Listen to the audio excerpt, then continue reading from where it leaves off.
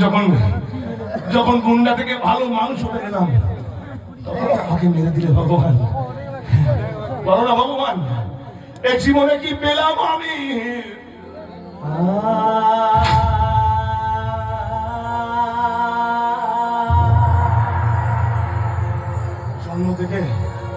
জন্ম থেকে সবকিছু কেড়ে নিলে, আজ এত পাপ করে ফেললাম যে জীবনটাই কেড়ে নিলে ভগবান। সবাই তো আমাকে চিতার কাঠের মতো করে ব্যবহার করলো। এই চন্দ্রপুরের মানুষ নিজের জীবন বাঁচাতে আমার জীবনটাকে ব্যবহার করলো। ওই মা জননী রাজনীতির স্বার্থে আমাকে ব্যবহার করলো। আর বিপাশা